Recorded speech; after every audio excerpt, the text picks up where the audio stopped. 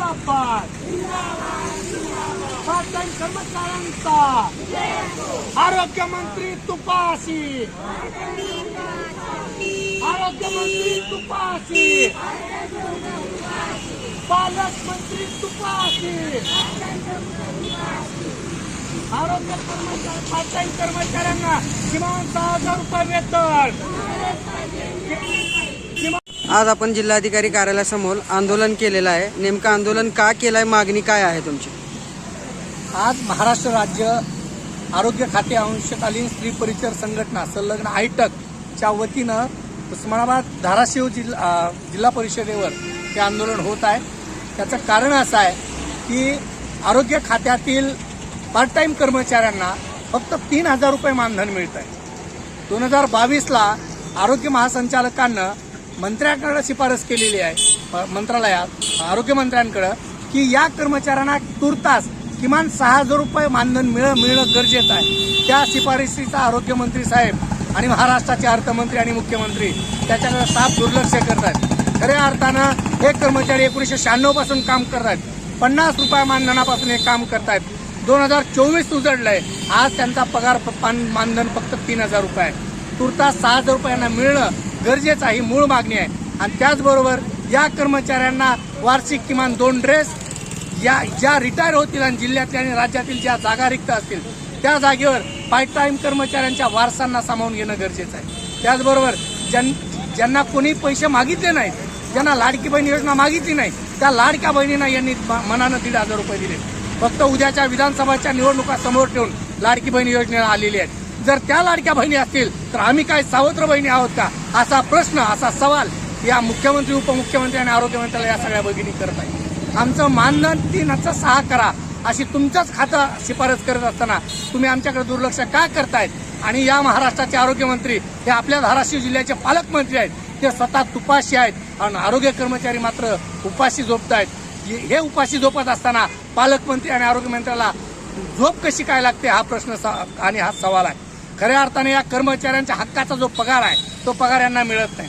आणि म्हणून जर उद्याच्या दिवाळीच्या भाऊबीजेला या कर्मचाऱ्यांना तूर्त किमान 6,000 रुपये जर मानधन मिळालं नाही तर उद्याच्या येणाऱ्या सरकारला या कर्मचाऱ्यांचा सवाल आहे, तुम्ही जर भाऊबीज आमच्या ताटात जर टाकत नसाल, आम्हाला ओवाळणी जर टाकत नसाल तर आम्ही बेमुदत संपावर जाणार आहोत। खऱ्या अर्थानं कपाशीवर ज्या पद्धतीनं गुलाबी बोंडाळी पडते तशीच या महाराष्ट्राच्या अर्थ खात्याला गुलाबी अजितदादांच्या स्वरूपानं अजितदादाच्या रूपानं बोंडाळी लागलेली आहे। आणि म्हणून या महाराष्ट्रातल्या जनतेला विनंती आहे की कपाशीचं जर सुपर पॉवरचं एक औषध फवारून कपाशीचा आपण बिमोड करतो, त्याच पद्धतीनं उद्याच्या विधानसभेत मतदान स्वरूपी औषध फवारून या लाल महाराष्ट्राच्या अर्थ खात्यावर पडलेला लाल गुलाबी बोंडाळीचा बंदोबस्त आपल्याला करावा लागेल, तरच महाराष्ट्र सुधारेल।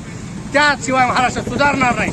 खऱ्या अर्थानं महाराष्ट्राच्या अर्थ खात्याची वाट लावण्याचं काम अजित पवारांना केलेलं आहे। जे मागतायत, जे वर्षानुवर्ष 30-35 वर्ष काम करतायत, त्यांचा हक्काचा पगार देत नाहीत, मात्र विधानसभेच्या निवडणुका डोळ्यासमोर ठेवून अर्थ खात्याची वाट लावण्याचं काम अजित पवार करतायत। पैशाची उधळपट्टी करण्याचं काम अजित पवार करतायत। पण मागणी कधी केलेली आहे, किती वेळेस मागणी केली आहे? ही मागणी अनेकदा केलेली आहे। म्हणजे सुरुवातीला 500 रुपये मानधन, 1998ला 100 रुपयाची वाढ, त्याच्यानंतर 2003ला 300 रुपयाची वाढ, 2008ला 1,200 रुपयाची वाढ आणि 2019ला 3,000 रुपये एकूण मानधन झालेलं आहे। मात्र 2022चा जो काही निर्णय आहे या आरोग्य खात्याच्या संचालकांना शिफारस केलेली आरोग्य मंत्रालयाकडे आणि अर्थ खात्याकडे की तुर्तास यांना किमान 6,000 रुपये तरी वेतन मिळालं पाहिजे, परंतु यांना वेतन देण्याची दानत या सरकारमध्ये नाही। सरकार निवडणुका डोळ्यासमोर ठेवून हे निर्णय घेत आहे असं म्हणणं, असा आरोप या सगळ्या कर्मचाऱ्यांचा आहे। आणि म्हणून आम्हाला जोपर्यंत न्याय मिळत नाही तोपर्यंत आमचा लढा चालूच ठेवण्याचं काम हे सगळे कर्मचारी आहेत। ठीक आहे, काय मागणीसाठी आला तुम्ही जिल्हाधिकारी कार्यालयासमोर आंदोलन केलं? तर काय आम्हाला 3,000 पोटच बरं ना, तर काय करायचं? ठीक आहे, कुठं काम करताय आपण? आम्ही ह्याला कानिगाव कानिगाव प्राथमिक उपचार केंद्राला आहात? प्राथमिक उपचार केंद्र, उपकेंद्र, ठीक आहे। मग मागणी काय आहे तुमची? मागणी आमच्या पोटाला काय तर दिल्याशिवाय सरकारला आम्ही हे करणार नाही। मग घराबाहेराला लेकरा बाळाला गणागोताला सुद्धा टाकू देणार नाही। बघा तुम्ही, आम्ही पार्ट टाइम लोक तसं करतो, आमचा जीव कातावून गेलाय। कोरोनाच्या पिरियड मध्ये आम्हाला तुम्ही 4 आणि दिला, समजायला पगार वाढवायला आम्हाला का नाही? मला झटका आला त्या कोरोनाच्या पिरियड मध्ये माझ्या लेकानं नवऱ्यानं 2 लाख रुपये गाठले. मला कुणी घरी बसू दिलं नाही. मी तो दवाखान्याला जाऊन ठीक आहे, काय मागणी आहे तुमची? कशासाठी आंदोलन केलं? आमची मागणी अशी आहे सर की आम्ही 5 वर्ष झालं मोर्चे काढत होतो. प्रत्येक वेळी मोर्चे काढून आमच्या मोर्चाचा काही उपयोग होत नाही. आमच्या तिथं दखलच घेत नाहीये कोण मोर्चाची. सगळ्या महिला प्रत्येक वेळी येतो. लहान लहान बच्ची कंपनी घेऊन आलेलो होतो आम्ही. सकाळी 7 वाजता घरून निघालो त्यावेळेस आता पोहोचलेलो तिथं. पण आमच्याकडे कोणच लक्ष देत नाही. आम्ही बिना उपाशी सकाळी चहा सुद्धा घेतलेला नाही. ठीक आहे, मग मागणी कुणाकडे आहे तुमची? मागणी आमची सावंत साहेबांकडे. आरोग्य मंत्र्यांकडे मागणी आहे. हो, आरोग्य मंत्र्यांकडे मागणी आहे. काय 1000 रुपये बांधून आम्हाला परवडत नव्हतं. 100 रुपये रोज. आज लेकरांना खायला म्हटलं तरी 100 रुपये जातात दिवसभराचं. 100 रुपयात काय काय करायचं, कसं मागवायचं, पोट कसं भरायचं, आमचं वाटचाल कशी करायची पुढची.